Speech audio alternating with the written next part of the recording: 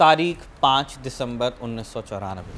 इस तारीख से एक दिन पहले यानी 4 दिसंबर 1994 को बिहार के एक चर्चित गैंगस्टर का कत्ल हुआ था। वैशाली से मुजफ्फरपुर जाने वाली सड़क पर अगड़ी जातियों के एक उभरते नेता के नेतृत्व में इस गैंगस्टर की फिर शव यात्रा निकली। सामने से मुख्यमंत्री लालू प्रसाद यादव के गृह जिले गोपालगंज के जिला मजिस्ट्रेट जी कृष्णैया की गाड़ी आ रही थी।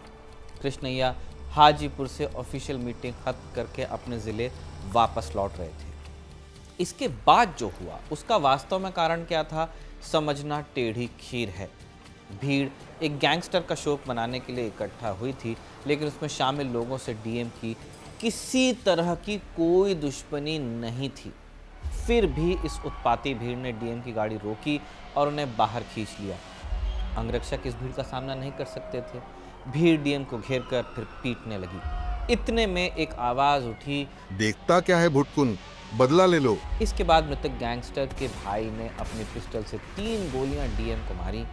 मारने वाले का नाम गैंगस्टर छोटन का गुर्गा और उसका छोटा भाई भुटकुन शुक्ला, और भुटकुन को बदला लेने के लिए ललकारने वाले का नाम आनंद मोहन, जो उस दौर में राजपूतों के उभरते नेता थे। मंडल राजनीति के खिलाफ बोलने के चलते उन्हें तमाम अगड़ी जातियों का समर्थन तब मिलता था। तो आज मगध साम्राज्य के एपिसोड में कहानी उस बाहुबली नेता की जिसकी छत्र छाया में अगड़ी जाति के कई नेताओं और बाहुबलियों की एक पूरी फौज तैयार हुई। कहानी उस बाहुबली नेता की जिसने सिवान जाकर मोहम्मद शहाबुद्दीन को चुनौती दी, वो भी उस दौर में जब शहाबुद्दीन का खौफ अपने पीक पर था।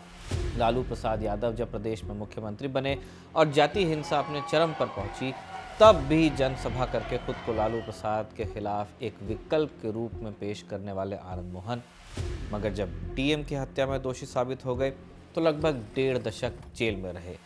लेकिन जो बाहुबली जेल जाकर शांत हो जाए वो काहे का बाहुबली। फिर हमारी जेलों में अपराधियों को ऐसी सुविधाएं भी मिल जाती हैं कि साम्राज्य बड़ा ही होता है। तो आनंद मोहन का महत्व भी बढ़ा ही, इतना कि लालू के जंगल राज का डर दिखाने वाले नीतीश कुमार 2024 के लोकसभा चुनाव से पहले जेल मैनुअल में बदलाव करके उन्हें जेल से बाहर ले आए। अब तक दुनिया बदल गई थी। लाठी डंडे कट्टे तमंचे वाला बाहुबल अब नहीं चलता। तो आनंद मोहन के तेवर भी ठंडे पड़े, मगर राजनीति में जगह बाकी है। तो चलिए शुरू करते हैं मगध साम्राज्य, जिसमें आज हमारे किरदार हैं शिवहर से पूर्व सांसद आनंद मोहन।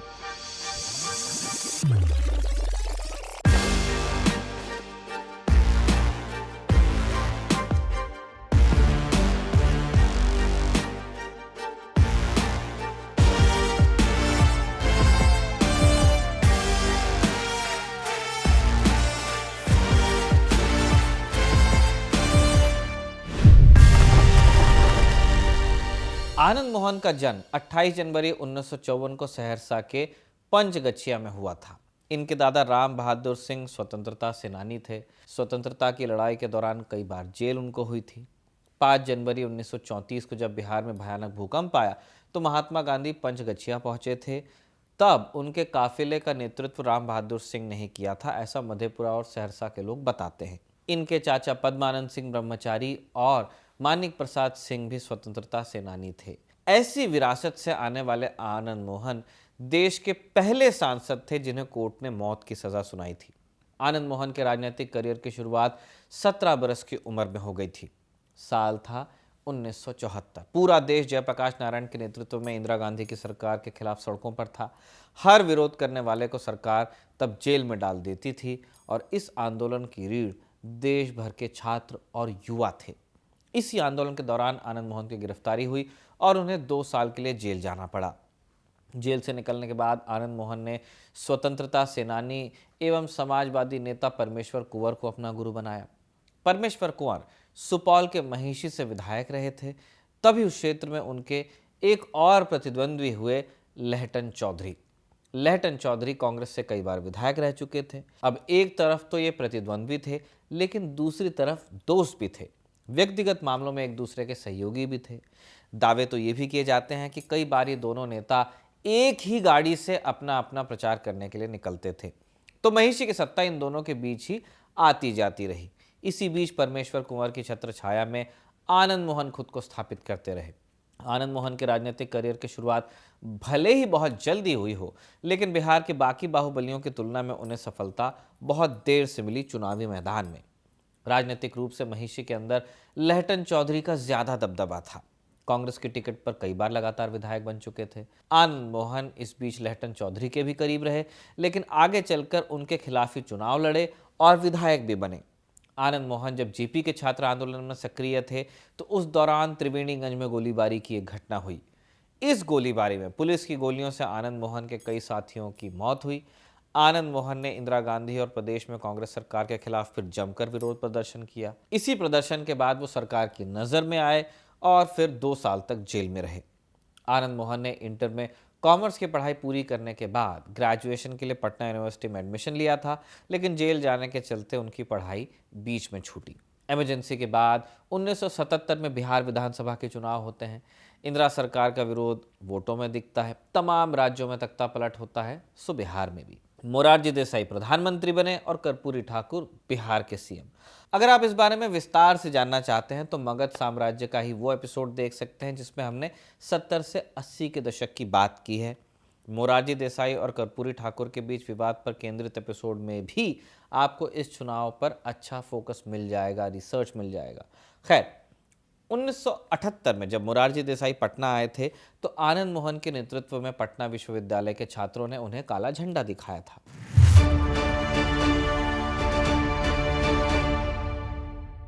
धीरे धीरे आनंद मोहन क्षेत्रीय राजनीति में आगे बढ़ने लगे।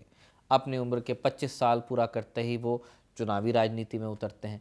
जेपी आंदोलन के बाद पूरे सुपौल में आनंद मोहन के नाम की चर्चा होने लगी थी। त्रिवेणीगंज उसका केंद्र था जहां गोलीबारी के खिलाफ विरोध करने पर उन्हें जेल हुई थी। तब यहां से एक बड़े कद्दावर नेता हुआ करते थे, अनूप लाल यादव। इतने कद्दावर कि एक समय में वो कर्पूरी ठाकुर के उत्तराधिकारी के रूप में भी देखे जाते थे, लेकिन लालू यादव उन पर कई कारणों से भारी पड़े और पहली बार नेता प्रतिपक्ष ही नहीं बल्कि फिर सीएम भी बने। अनूप लाल यादव का डोमिनेंस ऐसा था कि अगड़ी जाति का कोई उम्मीदवार कभी उन्हें चैलेंज नहीं कर पाता था, लेकिन आनंद मोहन ने निर्दलीय ही चुनाव लड़ने की घोषणा की। इस चुनाव में आनंद मोहन की वैसे हार हुई, मगर उस दौर के इस हाई प्रोफाइल सीट पर जातिगत समीकरण कुछ ऐसा बना कि कांग्रेस के उम्मीदवार जगदीश मंडल आराम से अपना चुनाव निकाल ले गए। विधानसभा में पहली बार हार के बाद भी आनंद मोहन के लिए ये एक बड़ी जीत थी, क्योंकि उनकी उम्मीदवारी ने अनूप लाल यादव को हराने में बड़ी भूमिका निभा दी थी। तो चुनावी हार के बावजूद आनंद मोहन का ग्राफ आगे बढ़ा। राजनीति में धीरे धीरे आगे बढ़ने के साथ ही वो पूर्व प्रधानमंत्री चंद्रशेखर सिंह के भी करीब आए। एक ही जाति से आने के कारण उनके संबंध वैसे भी अच्छे थे। चंद्रशेखर के लिए आनंद मोहन एक बड़े एसेट थे, इसलिए पार्टी प्रेसिडेंट रहते हुए उन्होंने 1984 में आनंद मोहन को जनता पार्टी से लोकसभा का टिकट दिलवाया था। लेकिन ये चुनाव जनता पार्टी के कई दिग्गजों के लिए भारी पड़ा। इंदिरा गांधी के कत्ल के बाद हुए इस लोकसभा चुनाव में कांग्रेस को जमकर सहानुभूति मिली और वो 414 सीटों पर रिकॉर्ड जीत दर्ज करके सरकार बनाने में सफल रही। आनंद मोहन भी तब जनता पार्टी से लड़े थे, सहरसा से बुरी तरह हारे, तीसरे नंबर पर रहे। कांग्रेस के उम्मीदवार चंद्रकिशोर पाठक लगभग 1 लाख से भी ज्यादा वोटों से तब जीत गए थे।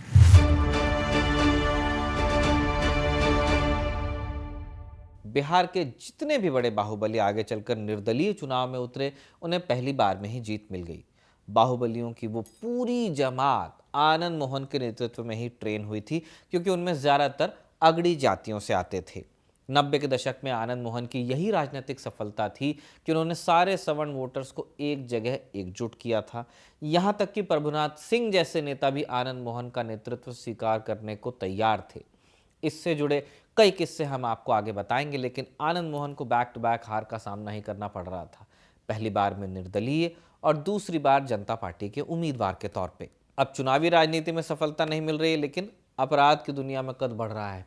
1984 के लोकसभा चुनाव के परिणाम के बाद जनता दल के लिए सत्ता में वापसी एक बड़ी चुनौती थी। इसलिए 1989 लोकसभा चुनाव से पहले सारे फैक्शंस एकजुट हुए। चंद्रशेखर ने अपनी जनता पार्टी जेपी का विलय जनता दल में किया। तब उम्मीद लगाई जा रही थी कि शायद आनंद मोहन को एक बार फिर से लोकसभा का टिकट मिलेगा, मगर जनता दल से टिकट मिला सूर्य नारायण यादव को। सूर्य नारायण यादव ने कांग्रेस के चंद्रकिशोर पाठक को लगभग 3.5 लाख वोट से हराया और इस तरह से आनंद मोहन ने अपनी राजनीति में एक दशक से भी ऊपर बिता दिया, लेकिन जीत अब भी उनसे दूर रही। और फिर आया मंडल का कमंडल। आनंद मोहन की किस्मत खुली जब मंडल और कमंडल का दौर आया। 1980 में मंडल आयोग ने ओबीसी को शैक्षणिक संस्थानों और सरकारी नौकरियों में 27% आरक्षण लागू करने की सिफारिश दी थी। इस नीति का उद्देश्य सामाजिक और आर्थिक रूप से पिछड़े समुदायों को मुख्य धारा में लाना था। बैकवर्ड क्लासेस जो मानी गई, उनको स्कूल्स में और सरकारी नौकरियों में आरक्षण। 1989 के लोकसभा चुनाव में जब जनता दल की सरकार आई तो उसे पूर्ण बहुमत नहीं मिला था। वीपी सिंह प्राइम मिनिस्टर बने, लेकिन अल्पमत की सरकार में उन पर बहुत प्रेशर रहता था दूसरी पार्टियों का। और बड़ी यूनिक सिचुएशन भी थी। सरकार को बाहर से भाजपा और वामपंथियों का समर्थन मिला हुआ था। जनता दल के अंदर ही बिहार और यूपी के ओबीसी नेताओं का बड़ा प्रेशर था कि मंडल आयोग की सिफारिशों को लागू किया जाए, खासकर लालू प्रसाद यादव और मुलायम सिंह यादव जैसे नेताओं का। वीपी सिंह एक समाजवादी नेता थे। एक तरफ उन्होंने ये सुनिश्चित किया कि वो सामाजिक और आर्थिक समानता की तरफ प्रतिबद्ध हैं, तो दूसरी तरफ उनकी राजनीतिक मजबूरी थी। कांग्रेस उनकी सरकार को लगातार अस्थिर करने की कोशिश कर रही थी। वहीं भाजपा ने समर्थन देकर सरकार तो जरूर बनवाई थी, लेकिन वो राम मंदिर आंदोलन में हिंदुत्व की राजनीति करके अपना कैडर बढ़ा रही थी। ऐसे में मंडल आयोग की सिफारिश को लागू करना एक ऐसा मास्टर स्ट्रोक था जिसके खिलाफ किसी भी बड़ी पार्टी के लिए विरोध करना संभव नहीं हो सका। मगर जनता दल में रहकर एक चेहरा जो मंडल का सबसे मुखर विरोधी था, वो नाम था आनंद मोहन का। दरअसल जनता दल के अंदर आनंद मोहन चंद्रशेखर गुट के नेता थे और चंद्रशेखर कभी भी इस सिफारिश को लागू करने के पक्ष में नहीं थे। हालांकि चंद्रशेखर का यह कहना भी था कि वो मंडल कमीशन के पूरी तरह खिलाफ नहीं थे, लेकिन जिस तरीके से और जिस समय पर वीपी सिंह ने इसे लागू किया, इससे वो असहमत थे। आनंद मोहन ने 1980 में सामाजिक क्रांति सेना नाम की एक प्राइवेट आर्मी बनाई थी। मंडल कमीशन लागू होने के बाद वो आर्मी और सक्रिय हुई। काम क्या था आर्मी का? मंडल आंदोलन का विरोध, और विरोध के दौरान जब मारपीट की जरूरत पड़े तो वो भी। आनंद मोहन ने सरकार में रहते हुए अगड़ी जातियों के लिए कई आंदोलनों का नेतृत्व किया, खासकर अपने प्रभाव वाले क्षेत्रों में, यानी कि मधेपुरा और सहरसा में। कई मौकों पर आंदोलन हिंसक हुआ, लोगों के कत्ल भी हुए। आनंद मोहन अपनी राजनीति की शुरुआत में बिल्कुल भी कॉम्प्रोमाइज के मूड में नहीं थे। सवर्णों के बड़े नेता बनना चाहते थे, बने भी। जिस इलाके से आते थे, लेकिन वहाँ यादवों का बहुत बड़ा प्रभाव था। ऐसे में आनंद मोहन की सक्रियता वहाँ के लॉ एंड ऑर्डर के लिए एक बड़ी चुनौती बनने लगी। compete करते हैं समाज, आए दिन हिंसा होने लगी जिसमें कई लोगों की जान गई, और इसी क्रम में उनका सामना हुआ तब कोसी सीमांचल के एक और उभरते नेता पप्पू यादव से। पप्पू यादव सिंहेश्वर से निर्दलीय चुनाव जीतकर विधायक और फिर पूर्णिया से सांसद हुए थे। उनकी और आनंद मोहन की राइवलरी का किस्सा हम आपको आगे बताएंगे। पहले जनता दल का कॉन्फ्लिक्ट हम कंक्लूड कर लेते हैं। तो जनता दल के भीतर चंद्रशेखर और आनंद मोहन के विरोध के बावजूद ऐसा नहीं हुआ कि इन्होंने जनता दल छोड़ दिया हो या जनता दल ने इनसे किनारा कर लिया हो। बोलते रहे मंडल के खिलाफ, लेकिन रहे वही। जनता दल को सत्ता में बने रहने के लिए या आगे किसी राज्य में सत्ता पाने के लिए हर जाति और हर वर्ग के लोगों को अपने खेमे में रखना बहुत जरूरी था। 1990 के बिहार विधानसभा चुनाव में चंद्रशेखर के खेमे से महिषी विधानसभा से टिकट दिलाया गया आनंद मोहन को। इस चुनाव में टिकट दिलाने के लिए बेतिया के पूर्व सांसद रघुनाथ झा ने आनंद मोहन की पैरवी की थी। आनंद मोहन ने जनता दल के टिकट पर चुनाव लड़ा और दिग्गज कांग्रेस नेता लहटन चौधरी के राजनीतिक वर्चस्व को चुनौती देते हुए उन्हें लगभग 62,000 के बड़े अंतर से हराया भी।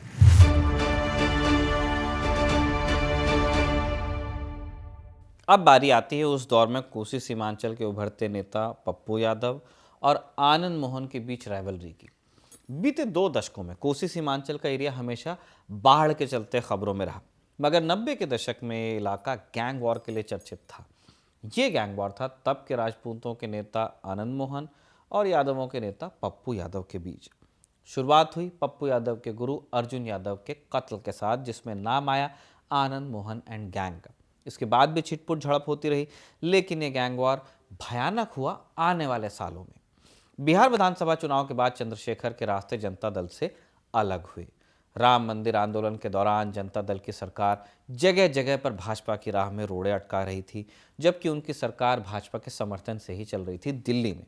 इसी बीच 23 अक्टूबर 1990 को रथ यात्रा के दौरान समस्तीपुर में लाल कृष्ण आडवाणी को अरेस्ट किया गया। प्रधानमंत्री वीपी सिंह की सहमति के बाद मुख्यमंत्री लालू यादव ने आडवाणी का रथ रुकवाया। इस घटना से भाजपा का जो शीर्ष नेतृत्व था बहुत असहज हुआ कि बाहर से जिस सरकार को हम चला रहे हैं उन्होंने अरेस्ट क्यों किया, समर्थन की कद्र क्यों नहीं की। भाजपा ने इसके बाद अपना समर्थन वापस लिया सरकार से, जिसकी वजह से वीपी सिंह की सरकार फिर से अल्पमत में आई। 7 नवंबर 1990 को हुए फ्लोर टेस्ट के दौरान वीपी सिंह अपना बहुमत साबित नहीं कर पाए और उनकी सरकार गिर गई। चंद्रशेखर ने इसके बाद जनता दल के भीतर वीपी सिंह से नाराज चल रहे सांसदों को एकजुट कर एक गुट बनाया और कांग्रेस से बातचीत की। 197 सांसद होने के बावजूद कांग्रेस बिल्कुल भी सरकार बनाने के मूड में नहीं थी, इसलिए उसने 60 सांसदों वाले चंद्रशेखर को अपना समर्थन देकर सरकार बनवाई और प्रधानमंत्री भी चंद्रशेखर ही बने। मगर इनकी कहानी भी कुछ अलग रही नहीं। कांग्रेस के समर्थन से प्रधानमंत्री बनने वाले बाकी लोगों की तरह ही इनका भी हाल हुआ। कांग्रेस के साथ बढ़ते तनाव के कारण ये भी अपनी कुर्सी नहीं बचा पाए। चंद्रशेखर पर आरोप लगे कि उन्होंने राजीव गांधी की जासूसी कराई है और इसके ठीक बाद 6 मार्च 1991 को कांग्रेस ने चंद्रशेखर से अपना समर्थन वापस लिया। नया चुनाव होने तक यानी कि अगले 3 महीने चंद्रशेखर ही कार्यवाहक प्रधानमंत्री बने रहे। आनंद मोहन चंद्रशेखर के आदमी थे। 1991 के लोकसभा चुनाव में उन्होंने तय किया कि वो लोकसभा का चुनाव लड़ेंगे और यहीं से कोसी सीमांचल के सबसे बड़े गैंग वॉर की पटकथा लिखी जानी शुरू हुई।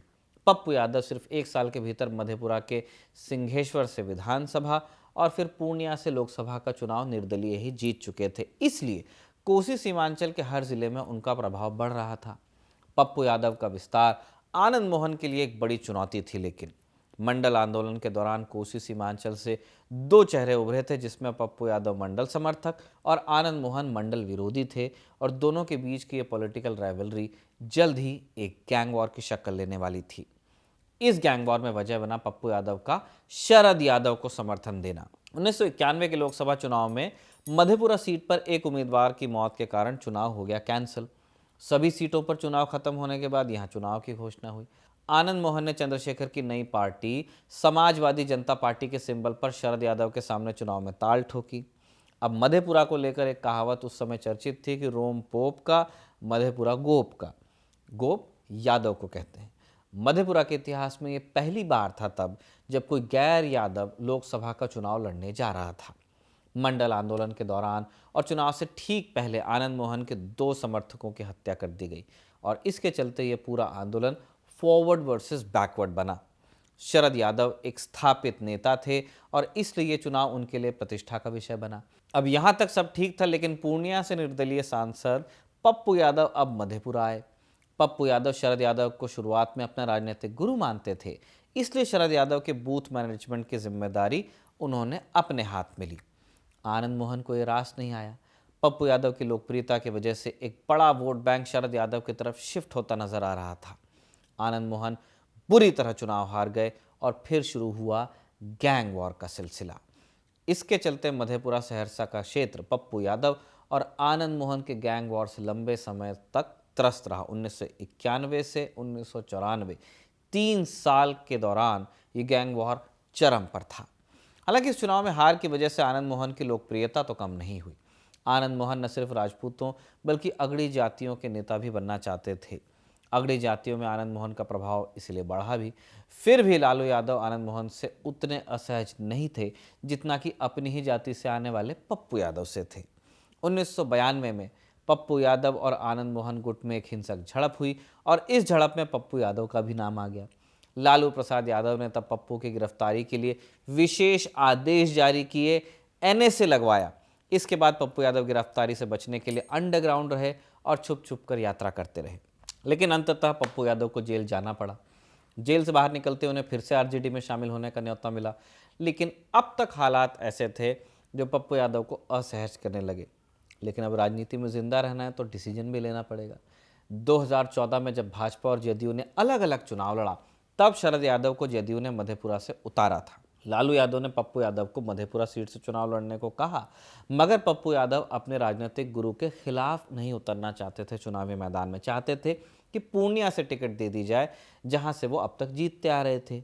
लेकिन लालू यादव ने कहा कि वो कांग्रेस को पूर्णिया सीट देने का वादा कर चुके थे, इसलिए उनके पास बस यही एक विकल्प है।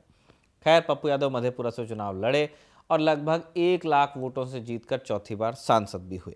इसी चुनाव में सुपौल से लड़कर रंजीत रंजन भी दोबारा संसद पहुंची। अब देखिए, राजनीति में इंसान किस कदर समझौते कर सकता है, इसकी वानगी 2014 के प्रचार में देखने को मिल गई। चुनाव से एक दिन पहले शरद यादव एक महिला से जीत का आशीर्वाद लेने जाते हैं। ये महिला कोई और नहीं बल्कि आनंद मोहन की माता गीता देवी थी।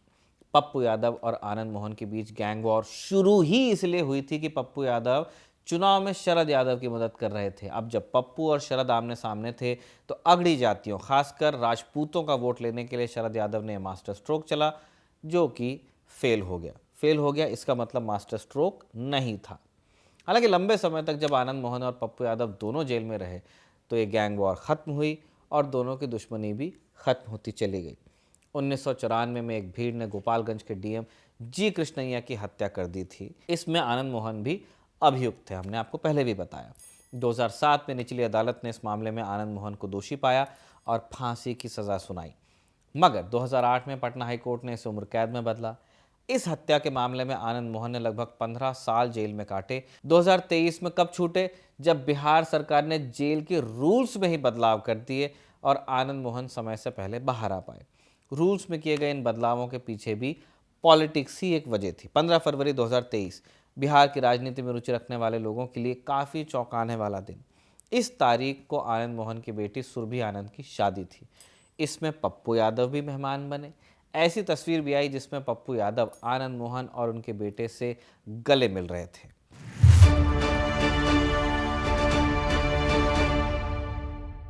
अगड़ी जातियों में आनंद मोहन की लोकप्रियता की सबसे बड़ी वजह यह थी कि वो हमेशा सेल्फलेस देखे गए। जहां भी सवर्णों की बात आई उन्होंने कॉम्प्रोमाइज़ नहीं किया। मोहम्मद शहाबुद्दीन के एपिसोड में हमने आपको बताया कि जब शहाबुद्दीन अपने विरोधी पाल सिंह के भाई की हत्या का उन पर इल्ज़ाम लगा तो आनंद मोहन खुद सीवान गए थे और शहाबुद्दीन को चुनौती दी थी कि वो उनसे आमने सामने का मुकाबला कर लें। ये तब की बात है जब शहाबुद्दीन को खुली चुनौती देने की हिम्मत हर कोई नहीं कर सकता था। शहाबुद्दीन के सर पर सरकार का हाथ था और आनंद मोहन अकेले। 1994 में आनंद मोहन ने खुद अपनी पार्टी बनाई जिसका नाम रखा उन्होंने बिहार पीपल्स पार्टी। आनंद मोहन का नेतृत्व तब के राजपूत और भूमिहारों को इस तरह स्वीकार था कि बीपीपी से प्रभुनाथ सिंह, अशोक सम्राट, छोटन शुक्ला जैसे बाहुबले तो जुड़े ही, बिहार भाजपा के एक बड़े राजपूत नेता राजीव प्रताप रूडी भी उनके सदस्य रहे। मगर आनंद मोहन ने 1990 के बाद दूसरी बार जीत का स्वाद चखा था 1992 में, चुनाव लड़कर नहीं, किसी उम्मीदवार को अपना समर्थन देकर। इसी के बाद आनंद मोहन को यह कॉन्फिडेंस आया कि वो खुद अपनी पार्टी बनाएं, क्योंकि इस जीत के बाद वो बिहार में अगड़ी जातियों के बड़े नेता दिखाई देने लगे थे।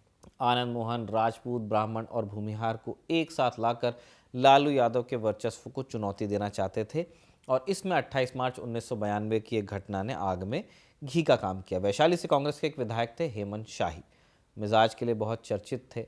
विधानसभा में जब बोलते थे तो उनका मुकाबला नहीं होता था। स्थानीय विवाद के कारण वैशाली जिले के गरौल अंचलाधिकारी कार्यालय में अरुण राय और मंगल राय नाम के 2 लालू समर्थकों ने हेमंत शाही का कत्ल कर दिया और इस हत्या ने बिहार के कई हिस्सों में फिर तनाव पैदा किया। हेमंत शाही की हत्या के बाद इस सीट पर उपचुनाव हुए। कांग्रेस से उनकी पत्नी वीणा शाही को टिकट मिला। आनंद मोहन ने वीणा शाही को अपना समर्थन देते हुए उनके लिए चुनाव में कैंपेन भी किया। वीणा शाही ने भारी अंतर से जीत दर्ज की। भूमिहार, ब्राह्मण और राजपूतों ने वीणा शाही को एकमुश्त वोट दिया और इस जीत ने आनंद मोहन को एक कॉन्फिडेंस दिया कि वो अगड़ी जातियों के नेतृत्व के लिए अपनी एक पार्टी बना सकते हैं, जिसके बाद 1994 में उन्होंने बिहार पीपल्स पार्टी बनाई। 1994 में वैशाली के सांसद शिवशरण सिंह के निधन के बाद वैशाली में उपचुनाव होने थे। वीणा शाही को समर्थन देकर अपनी ताकत आजमा चुके आनंद मोहन ने अपनी पत्नी लवली आनंद को अपनी पार्टी के सिंबल पर चुनाव लड़ाना तय किया। मगर ये मुकाबला होने वाला था बहुत टफ, चूंकि सामने थी दिग्गज राजपूत नेता और पूर्व मुख्यमंत्री सत्येंद्र नारायण सिन्हा की पत्नी किशोरी सिन्हा। लालू यादव ने उन्हें जनता दल से टिकट दिया था। वहीं कांग्रेस की तरफ से उम्मीदवार थी उषा सिन्हा, जो कि हैवीवेट भूमिहार नेता महेश प्रसाद सिन्हा की बेटी थी। ऐसे में आनंद मोहन के सामने दोहरी चुनौती थी। भूमिहार और राजपूत वोट कटने के पूरे चांसेस थे और यही आनंद मोहन के कोर वोटर थे। मगर ऐसे में लवली आनंद को साथ मिला मुजफ्फरपुर वैशाली बेल्ट के एक चर्चित गैंगस्टर छोटन शुक्ला उर्फ कौशलेंद्र शुक्ला का। छोटन ने दिन रात लवली आनंद का प्रचार किया और भूमिहार वोटरों को लवली आनंद की तरफ खींचने में वो कामयाब रहे। राजपूत वोटर्स में आनंद मोहन का जबरदस्त क्रेज दिखा और नतीजा ये कि इतने हैवीवेट और स्थापित राजनेता के परिवार से आने वाले उम्मीदवारों को भी लवली आनंद ने चुनाव में हरा दिया। बिहार पीपल्स पार्टी को पहले ही चुनाव में बड़ी सफलता हाथ लग गई थी। इस चुनाव में जीत का एक बड़ा फैक्टर नीतीश कुमार और उनके समाज यानी कि कुर्मी जाति के वोटर्स को माना गया। सीन ये था कि तब नीतीश कुमार थे तो जनता दल में, लेकिन लालू प्रसाद यादव से वो असहज चलते थे। इस उपचुनाव के दौरान नाराजगी खुलकर दिख भी गई। नीतीश कुमार ने अंदर ही अंदर आनंद मोहन को सपोर्ट किया और नतीजा ये रहा कि कोयरी कुर्मी वोटर्स बट गए और इनका एक बड़ा हिस्सा लवली आनंद या कह लीजिए आनंद मोहन की तरफ ही चला गया।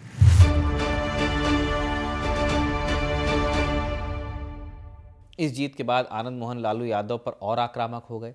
उन्हें भरोसा हो गया कि वो लालू यादव के खिलाफ सवर्णों के लिए एक विकल्प हो सकते हैं। आनंद मोहन की तैयारी अब पूरी मजबूती से 1995 के विधानसभा में उतरने की थी, विधानसभा चुनाव में। इस बीच एक दिन आनंद मोहन ने घोषणा कर दी कि उनके पार्टी सिंबल पर छोटन शुक्ला केसरिया विधानसभा से चुनाव लड़ेंगे। इस घोषणा से सबसे ज्यादा झटका लगा ब्रज बिहारी प्रसाद को। इस बेल्ट में सारे बड़े गैंगस्टर्स अगड़ी जातियों से थे, मगर ब्रज बिहारी प्रसाद पिछड़ी जाति के बड़े बाहुबली नेता बनने की ओर अग्रसर थे, जिन्हें सरकार का वरदहस्त भी मिला हुआ था। वो लालू यादव की सरकार में नंबर 2 भी बताए जाते थे। इस घोषणा का रिटेलिएशन हुआ फिर और छोटन शुक्ला को मारने की प्लानिंग हुई। खैर, एक तरफ कत्ल की प्लानिंग चल रही है छोटन शुक्ला की और दूसरी तरफ वो चुनावी राजनीति में सक्रिय हो जा रहे हैं। केसरिया विधानसभा में रोज कैंपेनिंग चलती थी और 4 दिसंबर 1994 को भी यही हो रहा था। 1995 के बिहार विधानसभा चुनाव में कुछ ही महीने बचे थे। छोटन शुक्ला एक दिन का चुनाव प्रचार खत्म करके गाड़ी से वापस लौट रहे थे। मुजफ्फरपुर में संजय सिनेमा के पास पहुंचे जब उन्हें कुछ लोग नजर आए जो पुलिस की वर्दी में थे। उनके पास हथियार थे। रुकने का हाथ दिया। पुलिस को देख छोटन ने गाड़ी रोकने के लिए कह भी दिया और जैसे ही गाड़ी रुकी, दोनों तरफ से वर्दीधारी हथियारबंद लोगों ने लगभग 20 मिनट तक गाड़ी में बैठे लोगों पर गोलियां दागी। तब तक गोलियां बरसती रहीं जब तक यकीन नहीं हो गया इन लोगों को कि छोटन शुक्ला मारा गया। छोटन शुक्ला की हत्या के बाद पता चला कि जगह जगह पर ब्रज बिहारी प्रसाद के समर्थकों ने जश्न मनाया, तो शक की सुई उन्हीं पर गई। इस घटना का रिएक्शन कुछ ऐसा हुआ जिसमें आनंद मोहन अपने आने वाले कई साल जेल में बिताने वाले थे।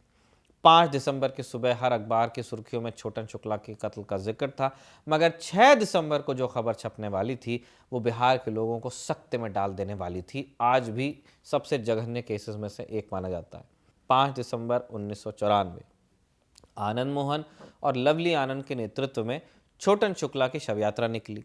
कई किलोमीटर तक आनंद मोहन और छोटन शुक्ला के समर्थक सड़कों पर चले। इसी दौरान गोपालगंज के जिलाधिकारी जी कृष्णैया हाजीपुर में एक ऑफिशियल मीटिंग खत्म कर वापस अपने हेडक्वार्टर यानी गोपालगंज लौट रहे थे। गाड़ी और भीड़ आमने सामने आ गई। भीड़ ने डीएम को गाड़ी से घसीटकर बाहर निकाल लिया और बहुत बुरी तरह से मारपीट की। डीएम के साथ मारपीट के दौरान मुन्ना शुक्ला इस भीड़ को लीड कर रहा था। भीड़ इतनी ज्यादा थी कि सुरक्षा बल भी कोई मदद नहीं कर सकते थे। भुटकुन शुक्ला ने क्लोज रेंज से डीएम की छाती पर एक के बाद एक 3 गोलियां दागी। एक बताते हैं गले में भी लगी। 2007 में आए अदालती आदेश के मुताबिक इसके लिए भुटकुन को आनंद मोहन ने ही उकसाया था। देखता क्या है भुटकुन, बदला लो। जब डीएम की मौत हो गई, आनंद मोहन को स्थिति की गंभीरता का अंदाजा हुआ और वो वहां से भाग गए। जब भीड़ तितर बितर हुई आनंद मोहन के जाने के बाद, तब डीएम के बॉडीगार्ड, ड्राइवर और फिर जो बाकी पुलिस अमला था अस्पताल लेके जाते हैं, लेकिन कृष्णैया नहीं बचाए जा सके। डीएम कृष्णैया इस पूरे मामले में कहीं से भी कोई स्टेक होल्डर नहीं थे, ना ही इसमें से किसी के भी साथ उनकी कोई दुश्मनी थी। तब सवाल उठा कि उनका कत्ल हुआ क्यों। इसके 2 जवाब दिए जाते हैं। पहले तो ये कि छोटन की हत्या में कम से कम एक पुलिस वाले के शामिल होने की बात सामने आई थी। ऐसा बताया जाता है कि वर्दी को देखकर ही गाड़ी रुकी थी। बाकी सारे मिसक्रेंट्स थे, अपराधी थे, एक उसमें कोई पुलिस वाला था। ऐसे में भीड़ पुलिस प्रशासन से जुड़ी किसी भी चीज़ को लेकर उग्र थी। 4 दिसंबर की रात से ही तोड़फोड़ चल रही थी। ऐसे में जब शव यात्रा के दौरान लाल बत्ती लगी सफ़ेद एम्बेसडर सामने से आती दिखी तो भीड़ ने आपा खो दिया। दूसरा जवाब दिया जाता है जाति का।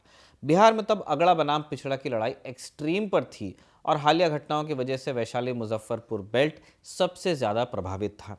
चूंकि डीएम कृष्णैया दलित थे तो पिछड़ी जातियों से बदला लेने की भावना से भी कृष्णैया की हत्या कर दी गई हो, एक तर्क ये भी दिया जाता है। लंबे समय तक इस केस का ट्रायल चला, लेकिन इसकी बात हम कुछ आगे करेंगे।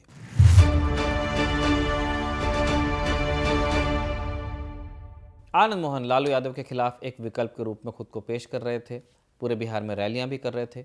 1995 विधानसभा चुनाव के दौरान उन्होंने पटना साइंस कॉलेज में लालू यादव को चैलेंज करके एक रैली की। कहा कि चंद्रगुप्त तैयार है, बस चाणक्य की तलाश है। आनंद मोहन ने बिहार विधानसभा चुनाव 1995 में 100 सीटों पर बीपीपी के उम्मीदवार उतारे। खुद वो 3 सीटों से चुनाव लड़े, मगर तीनों सीटों पर उन्हें बड़ी हार मिली। ये आनंद मोहन के लिए बहुत बड़ा सेटबैक था। खैर, उनके वरिष्ठ साथी नीतीश कुमार के लिए भी बड़ा सेटबैक था। लवली आनंद को अंदर खाने से समर्थन देने के बाद दोनों का गठजोड़ मजबूत तो हुआ था, लेकिन वो चुनाव अलग अलग ही लड़े। नीतीश कुमार ने समता पार्टी बनाई, मगर इस हार के बाद आनंद मोहन ने अपना विलय फिर समता पार्टी के साथ किया।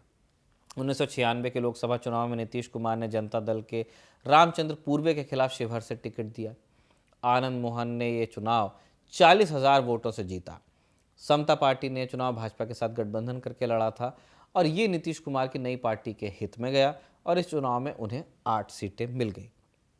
लवली आनंद ने 1996 के विधानसभा चुनाव में समता पार्टी के टिकट पर ही औरंगाबाद के नबीनगर से विधायकी जीती थी।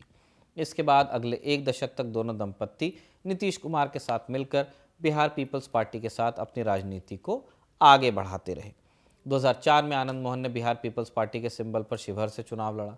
चूंकि एनडीए से ये सीट भाजपा के खाते में चली गई थी, तो उन्हें जदयू कोटे से टिकट नहीं मिल पाया। आनंद मोहन इस चुनाव में बुरी तरह हार कर तीसरे नंबर पर रहे थे और राजद के सीताराम सिंह यहां से सांसद बने थे। आनंद मोहन ने इस चुनाव में हार के बाद कांग्रेस से अपनी नज़दीकी बढ़ाई और अपनी पार्टी का कांग्रेस में विलय भी किया। हालांकि उनकी पत्नी लवली आनंद जदयू में बनी रही। 2005 के विधानसभा चुनाव में जदयू ने बाढ़ विधानसभा से टिकट दिया और इस चुनाव में जीतकर लवली आनंद दूसरी बार विधायक बनी। मगर इसके बाद कुछ ऐसा हुआ जिससे आनंद मोहन और नीतीश कुमार के बीच दूरियां बढ़ती चली गईं और ये वजह थी डीएम कृष्णैया मर्डर केस में आनंद मोहन को मिली सजा।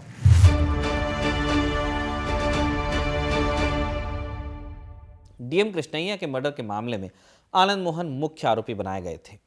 पटना के एक सेशन कोर्ट ने आनंद मोहन को डीएम कृष्णैया की हत्या के मामले में दोषी पाया।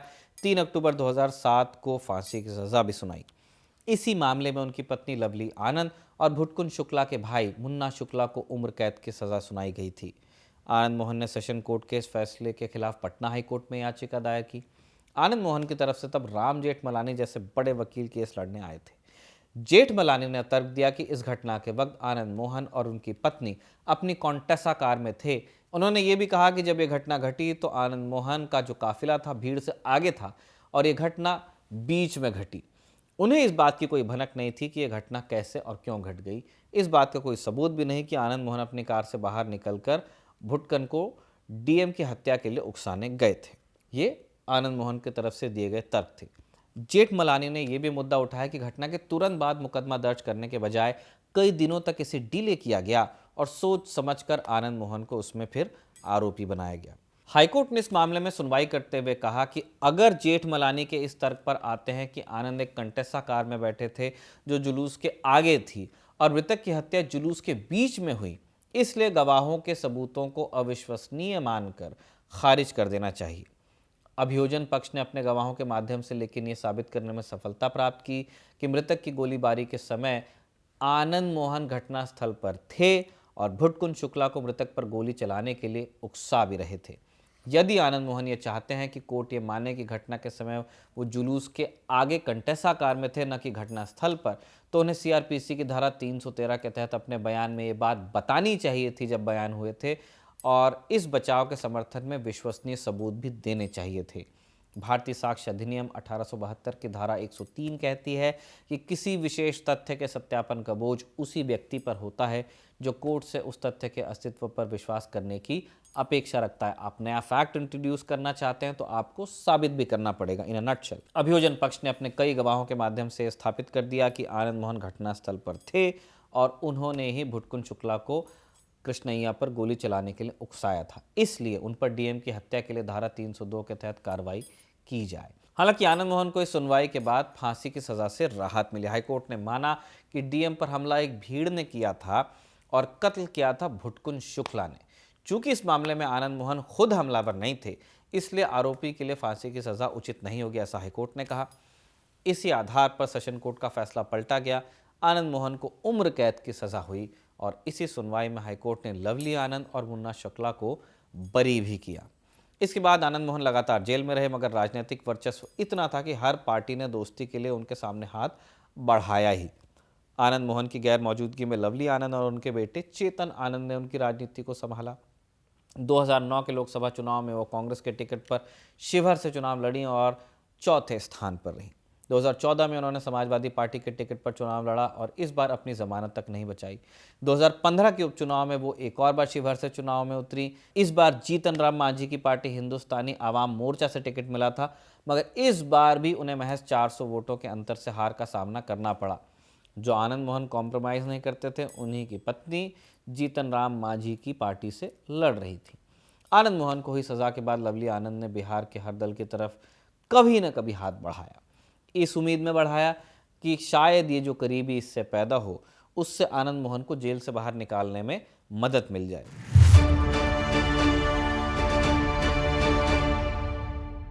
नीतीश कुमार से दूरी बढ़ रही थी।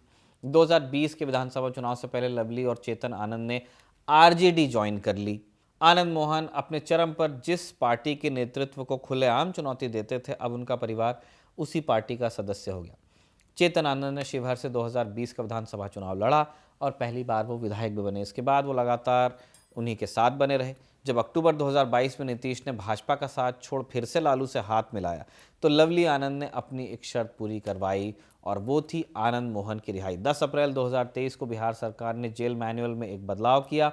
गृह विभाग ने अपने नोटिस में लिखा कि बिहार जेल मैनुअल में काम पर तैनात सरकारी सेवक की हत्या, इस पंक्ति को हटाया जाता है। स्पेसिफिक रेफरेंस है जी कृष्णैया की हत्या से। इसी के साथ ही आनंद मोहन का जेल से बाहर आने का रास्ता साफ हुआ, मगर इस बात की चर्चा जरूर रही कि आनंद मोहन को जेल से निकालने में नीतीश कुमार और आनंद मोहन की दोस्ती ही ज़्यादा काम आई। मतलब भविष्य में अगर आनंद मोहन या उनके परिवार को लालू या नीतीश में से किसी एक को चुनना था, तो वो नीतीश कुमार ही होने वाले थे। 25 अप्रैल 2023 को आनंद मोहन 16 साल बाद जेल से बाहर आए और निकलते ही उन्होंने मुख्यमंत्री नीतीश कुमार को इसके लिए धन्यवाद भी दिया।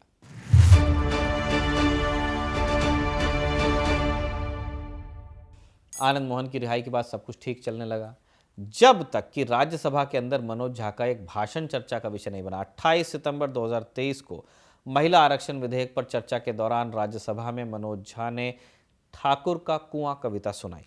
श्रद्ध रहे कि तब राजद जदयू के साथ थी। जदयू के अगड़ी जाति के नेता ललन सिंह ने मनोज झा का बचाव किया, लेकिन चेतन आनंद अपनी ही पार्टी के नेता के खिलाफ बागी बनकर उभरे। चेतन आनंद ने कहा कि हम ठाकुर हैं और सबको साथ लेकर चलना जानते हैं, ऐसे में हम बिल्कुल भी बर्दाश्त नहीं करेंगे ये कविता। ये कहते हुए उन्होंने मनोज झा पर माफ़ी मांगने का दबाव बनाया। खैर, इसके बाद किसी तरह चेतन आनंद पार्टी में बने रहे।